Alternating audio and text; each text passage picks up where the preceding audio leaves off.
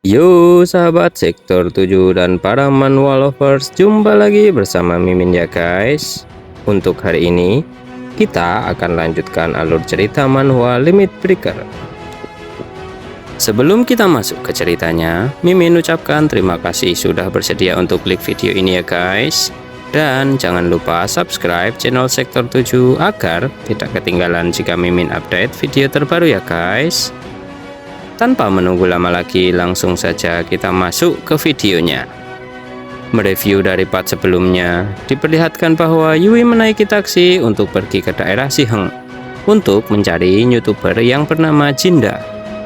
Karena mereka sudah janjian untuk collab, tapi Jinda tidak dapat dihubungi. Yui pun ke sana diantar oleh sopir taksi yang pernah dia selamatkan.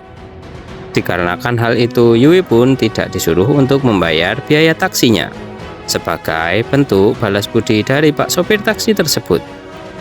Namun, setelah tiba di Siheng, terjadi hal yang aneh, yaitu turun butiran merah seperti salju, di mana jika mengenai warga biasa, mereka akan berubah menjadi sesuatu yang mengerikan. Kemudian, melanjutkan dari part sebelumnya, melihat kondisi beberapa orang yang terkena butiran seperti salju dan berubah wujudnya seperti monster, Yui pun kaget dan bertanya-tanya, apa yang terjadi di kota tersebut. Lalu, terlihat di sebuah ruangan seperti ruangan kontrol, terlihat beberapa orang tentara sedang melihat jika ada beberapa objek tak dikenal berterbangan di udara, sedang bergerak dengan kecepatan tinggi menuju ke kota.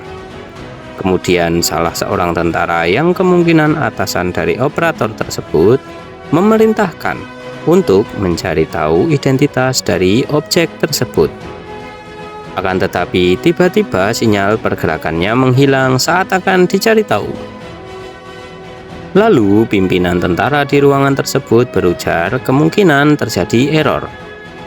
Namun, tiba-tiba sinyal itu muncul lagi dan operator tersebut mulai melacak serta mengidentifikasi objek tak dikenal yang sedang terbang tersebut. Akan tetapi, sinyalnya kembali menghilang. Pimpinan itu pun merasa jika mereka sedang bercanda dengannya. Dan operator pun berujar sambil meminta maaf bahwa memang yang terlihat di radar seperti itu. Agak kesal, pimpinan tentara itu menanyakan di mana lokasi terakhirnya terlacak, dan lokasinya diketahui berada di provinsi Gyeonggi di daerah Siheng. Lalu diperlihatkan bahwa Kibong sedang terbang dengan kecepatan luar biasa sambil membawa agen Jugu. Kemudian scene berpindah ke Yui yang sedang kebingungan karena tiba-tiba mendapat notifikasi jika automatic shield-nya aktif. Automatic Shield merupakan sebuah sihir pertahanan otomatis yang merespons serangan tiba-tiba dari musuh, dan merupakan sihir pertahanan yang dirancang untuk meningkatkan persentase keselamatan penyihir yang rentan terhadap serangan dadakan, serta menjadi skill yang wajib dimiliki oleh penyihir ranking tinggi. Karena aktifnya Automatic Shield tersebut, Yui pun menyimpulkan bahwa butiran merah atau debu merah yang turun dari atas langit itu merupakan penyebab orang-orang berubah menjadi seperti itu. Dan Yui mengira telah terjadi Dungeon Break, namun dia menepisnya karena pemerintah tidak tahu tentang hal ini. Serta dia meyakini bahwa sumber kekacauan itu pasti tidak jauh dari tempat Yui berada. Jadi Yui pun memutuskan untuk mencarinya. Saat Yui berlari untuk mencari penyebabnya, dia melihat seorang anak kecil yang berlari di depannya. Kemudian berpindah, diperlihatkan notifikasi dari sistem yang memberitahu Kibong bahwa 1 menit lagi mereka akan sampai di langit daerah Siheng. Setelah itu, Kibong pun dan agen Jugu sampai di daerah Siheng dan mendarat dengan sempurna di atas tanah. Kibong pun bertanya kepada agen Jugu apa dia baik-baik saja. Menanggapi hal itu, agen Jugu pun berkata bahwa dirinya baik-baik saja. Dia hanya sedikit kaget karena baru pertama kali pergi dengan cara seperti ini. Tapi dia tidak mempermasalahkannya. Di situasi darurat seperti ini, merasa beruntung bisa tiba dengan cepat dan tepat waktu. Dan juga menambahkan jika warna rambut Kibong juga menarik. Akan tetapi, tak direspon oleh Kipong sama sekali. Kemudian sistem memberitahu Kipong bahwa di kota yang didatangi Kipong ini terdeteksi ada keanehan yang terjadi. Lalu, Kipong pun menyuruh sistem untuk melanjutkan informasinya. Sistem pun menambahkan bahwa ada kekuatan sihir yang berpusat di dalam kota. Sihir delusi meliputi seluruh kota, sehingga pendeteksian jadi terhambat karena sihir tersebut. Lalu Kipong pun berujar bahwa dirinya yakin Pak Yurim berada di sini, dan segera mengajak agen Jugu untuk mencarinya. Namun, agen Jugu meragukan bagaimana Kipong bisa mengetahuinya. Akan tetapi, dia tetap mengikuti Kipong di belakangnya. Setelah itu, sistem mengaktifkan resistensi keanehan yang membuat Kipong kebal terhadap keanehan tersebut. Akan tetapi, beda dengan agen Jugu. Dia mengira bahwa di sana ada racun, dan sambil menutupi hidungnya, dia mengambil potion dari balik baju serta meminumnya. Diketahui yang diminum adalah potion kekebalan tubuh, yang merupakan ramuan yang berfungsi untuk memberikan kekebalan dari serangan sihir musuh, dan dapat bertahan selama 1 hari. Setelah itu, mereka melihat para warga berubah menjadi sosok yang aneh seperti yang Yui lihat sebelumnya. Agen Jugu pun terkejut dan kaget, lalu bertanya-tanya mereka itu makhluk apa. Kemudian Kipong menyuruh sistem untuk menganalisa makhluk apakah mereka sebenarnya. Setelah selesai menganalisanya, sistem pun memberitahu Kipong jika mereka merupakan manusia yang telah terinfeksi oleh sihir yang tidak dikenal, serta mereka sedang dalam proses transformasi menjadi setengah manusia dan setengah lagi menjadi monster. Hal itu bisa dicegah dan dihentikan jika menghancurkan sumber sihir yang menyebabkan hal itu. Setelah Kipong selesai mendapatkan penjelasan dari sistem, tiba-tiba agen Jugu bertanya, apa mereka harus dihabisi? Akan tetapi, Kipong tidak menyetujuinya, karena mereka masih manusia. Dan Kipong juga menambahkan bahwa sebelum situasinya memburuk, maka harus masuk ke dalam kota dengan menghindari pertarungan. Lalu Kipong pun segera berlari menuju kota dan memerintahkan sistem untuk mencari tahu lokasi sumber sihir tersebut. Tak butuh waktu lama, sistem pun memberitahu Kipong bahwa sihir penghambat pendeteksian sangat kuat. Jadi sistem meminta Kipong agar mencari posisi yang lebih tinggi. Hal itu, sambil menyuruh agen Jugu menunggunya, dia mengaktifkan skill penguatan tubuh dan melesat menuju ke tempat yang lebih tinggi. Akan tetapi, saat di udara, tiba-tiba Kipong diserang oleh beberapa monster yang mengatakan bahwa akhirnya ada anak tikus yang berani muncul sendirian. Kipong pun mengabaikan kata-kata monster tersebut. Namun, para monster tersinggung dan langsung mengeroyok Kipong. Akan tetapi, mereka salah menilai lawan.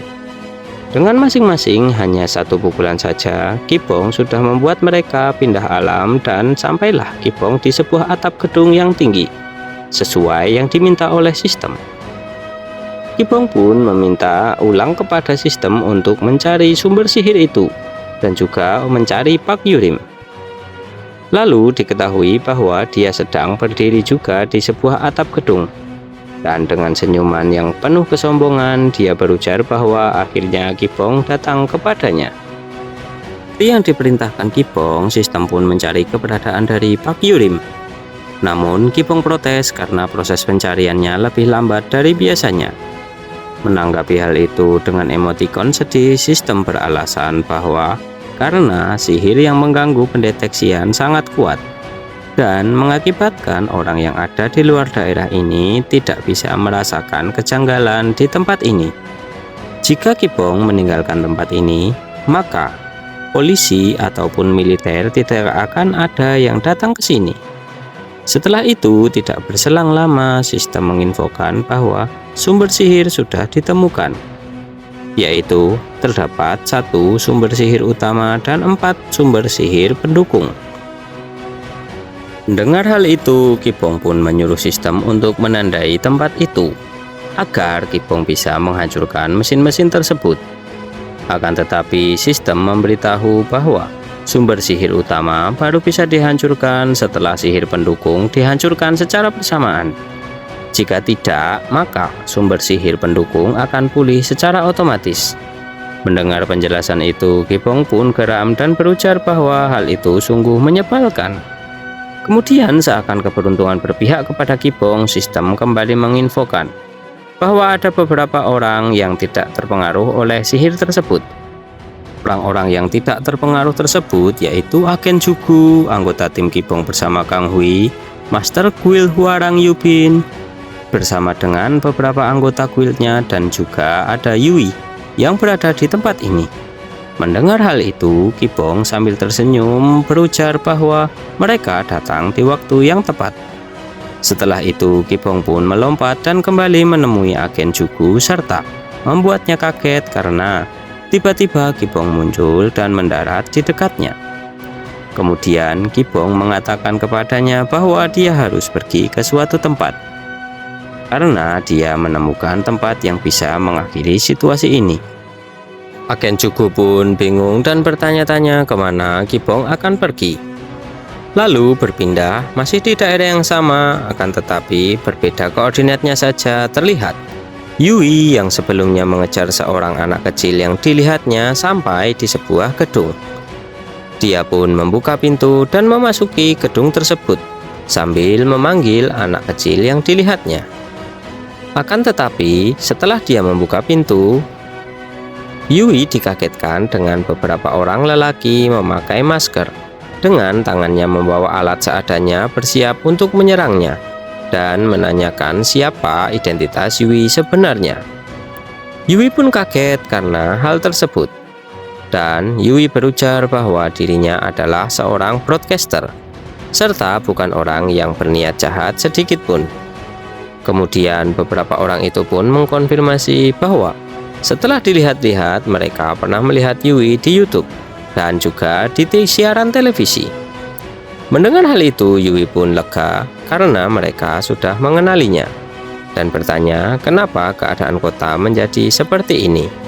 Salah seorang warga menanggapi bahwa dia tidak tahu karena tiba-tiba beberapa hari yang lalu orang-orang berubah menjadi aneh dan keadaan menjadi seperti ini. Lalu Yui pun menanyakan mengapa mereka bisa terhindar dari itu semua. Kemudian seorang warga menanggapi lagi bahwa debu merah yang berterbangan di udara itu menjadi penyebab berubahnya para warga jika tersentuh oleh debu tersebut. Lalu dalam hati Yui pun sudah menduga jika debu merah yang berterbangan itu adalah masalah utamanya. Kemungkinan jika debu itu memasuki tubuh seseorang, maka mereka akan berubah menjadi seperti itu. Dan orang-orang di sini semuanya memakai masker. Kemungkinan hal itu yang membuat mereka selamat dari keadaan ini. Lalu seorang laki-laki yang ada di sana menanyakan kepada Yui bahwa apakah tim penyelamat akan segera datang ke sini. Kemudian untuk tidak membuat para warga tambah panik, Yui pun berujar bahwa tentu saja tim penyelamat akan segera datang dan menyuruh para warga untuk tidak usah mengkhawatirkannya. Padahal, kenyataan sebenarnya Yui pun sudah merasakan bahwa dengan sihir yang mengganggu pendeteksian ini, tim penyelamat tidak akan datang ke sana. Dan melalui handphonenya, Yui berusaha untuk memberitahu apa yang terjadi kepada orang yang ada di luar lokasi tersebut. Namun, terjadi masalah karena ternyata handphone tersebut kehilangan sinyalnya dan tidak dapat tersambung ke jaringan. Lalu tiba-tiba para warga pun dan Yui dikejutkan dengan segerombolan orang yang sudah berubah menjadi aneh karena terkena butiran debu berwarna merah.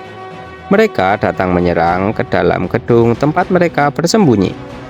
Dikarenakan hal itu, Yui pun meminta mereka untuk segera menghindar sembari Yui mengaktifkan sihirnya yang bernama Shockwave dan menyerang segerombolan orang aneh tersebut, serta langsung mengalahkan mereka semua. Yui pun meminta maaf karena Yui menyerang dan membuat mereka terluka. Yui juga menjelaskan bahwa serangan itu tidak akan membahayakan nyawa. Kemudian Yui menyuruh para warga yang bersembunyi untuk menutupi hidung dan mulut mereka menggunakan masker dan menyuruh mereka untuk berlari menuju ke gedung lain. Akan tetapi bersamaan dengan hal itu Yui dikagetkan oleh mobil yang dilemparkan ke arahnya dan muncul sosok seperti monster raksasa yang menyeramkan dengan ciri fisik seperti manusia. Monster itu berkata, "Hei tikus kecil, jangan ganggu pekerjaan monster." Yui pun menanggapinya dengan berujar bahwa monster itu bisa berbicara. Jadi, Yui bisa membuatnya pindah alam. Setelah mendengar Yui berkata seperti itu, monster itu pun menanggapi bahwa Yui banyak bicara dan melemparkan sesuatu untuk menyerang Yui. Menanggapi hal itu, Yui pun datang ke arah monster tersebut dan menyerangnya. Monster itu pun terkena serangan Yui dan berujar bahwa dia akan membuat Yui menjadi ikan kering, lalu melempar sebuah mobil ke arah Yui. Beruntung, Yui dengan sigap bisa menghindari dengan cara melompat ke udara dan langsung mengaktifkan sihir untuk menyerang monster itu. Sambil berkata, memangnya pertarungan itu hanya diukur dari besar kecilnya fisik seseorang. Pergilah ke neraka Fire Magnum. Dengan sihir api, Yui menyerang monster itu. Dan Yui pun sudah bisa mengalahkannya dengan membakar monster tersebut. Namun, Yui ternotis karena dia merasakan kehadiran seseorang. Dan dengan kuda-kuda ingin menyerang, Yui pun bertanya siapa yang datang. Kemudian terdengar suara yang familiar berujar bahwa Yui masih saja heboh seperti biasanya. Dan diketahui yang datang adalah Yubin Guildmaster Hwoarang. Namun Yui tidak percaya Yubin ada di sana dan mengira jika itu merupakan sihir halusinasi sambil menggosok-gosok kedua matanya menggunakan tangannya. Yubin pun menanggapi bahwa itu bukanlah halusinasi. Yui pun bertanya kenapa Yubin bisa berada di tempat ini. Akan tetapi Yubin menanggapi dengan berujar bahwa seharusnya dia yang bertanya kenapa Yui bisa berada di tempat ini, serta menanyakan apa yang dibakar Yui tadi dan juga apa yang sedang terjadi di daerah ini. Menanggapi hal itu, Yui pun berujar bahwa dia tidak yakin detailnya seperti apa. Namun, yang pasti orang-orang akan berubah menjadi monster jika mereka menghirup debu berwarna merah ini. Kemudian Yubin pun menanggapinya dengan berujar berarti ini bukanlah hal biasa dan menyuruh Yui untuk menghubungi orang luar.